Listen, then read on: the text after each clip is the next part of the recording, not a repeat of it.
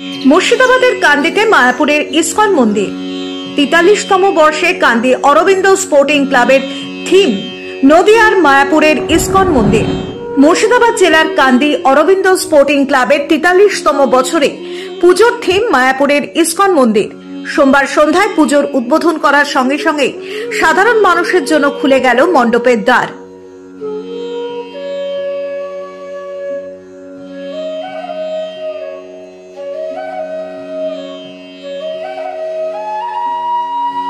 থিমের সঙ্গে মণ্ডপের ভেতরে সুসজ্জিত ইসকনের মন্দির। প্রতি বছরের মতো এবছরও সকলের আকর্ষণের কেন্দ্র হতে চলেছে কান্দির মায়াপুরের ইসকন মন্দির।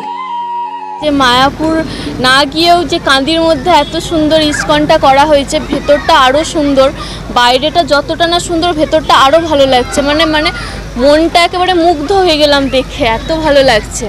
ভালো লাগলো দেখে। অনেকে যারা যেতে পারে না মায়াপুর, তারা মায়াপুরের মন্দিরটা আদলটা তো এখানে দেখতে পাবে, সেই জন্য খুবই ভালো করেছে, ভালো লাগলো দেখতে। সোমবার সন্ধ্যায় পুজোর উদ্বোধনে দুর্গা পুজোর উদ্বোধন করা হয়। এদিন উপস্থিত ছিলেন কান্দির বিধায়ক অপূর্ব সরকার, কান্দি থানার ওসি মৃণাল সিনহা, কান্দি ব্লকের সমষ্টি উন্নয়ন আধিকারিক, কান্দি পৌরসভার চেয়ারম্যান জয়দীপ ঘটক, কান্দি পঞ্চায়েত সমিতির সভাপতি পার্থপ্রতিম সরকার সহ একাধিক বিশিষ্টজনেরা। এই পাড়ার প্রত্যেকটি মানুষ জাতি ধর্ম বর্ণ নির্বিশেষে, এই পাড়ায় আমি ছোট থেকে বড় হয়েছি, এই পাড়াতেই মানুষ হয়েছি, এখান থেকেই নির্বাচিত প্রতিনিধি হয়েছি, প্রথম কাউন্সিলর হয়েছি।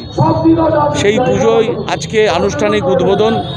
অরবিন্দ স্পোর্টিং ক্লাবের আমার ছোটোবেলার বন্ধুরা, আমার এখানকার শুভানুধ্যায়ীরা, আমার গুরুজনরা, আমার ভাই বন্ধুরা, আমাদের সমস্ত এখানকার মা কাকিমা চাচি থেকে শুরু করে সবাইকে নিয়ে এই দুর্গাপুজো উৎসবে আমরা সামিল হই এই অরবিন্দ স্পোর্টিং ক্লাব। মণ্ডপের মধ্যে ইসকন মন্দিরের যে মূর্তিগুলো দেখতে পাওয়া যায়, সেরকম ২৭টি ছোট ছোট মূর্তি রাখা রয়েছে। কান্দির এই পুজো কমিটি এবছর আলোকসজ্জাতেও নজর কেড়েছে। এখানে আমার বাড়ি, আর আমাদের এই প্যান্ডেলটাই সব থেকে বড় হয়, আর আমরা এখানে বসে থাকি, আনন্দ করি, ভীষণ ভালো লাগে। আর এবার তো দুর্দান্তভাবে সুন্দর হয়েছে, খুব সুন্দর হয়েছে এবার মায়াপুরে ইসকন মন্দিরটা। এদিন উপস্থিত মানুষজন জানিয়েছেন, কান্দিতে পুজোর কটা দিন মায়াপুরের আনন্দ উপভোগ করতে পারবেন দর্শনার্থীরা। কান্দি থেকে জয়ন্ত দাসের রিপোর্ট, বাংলা দর্শন।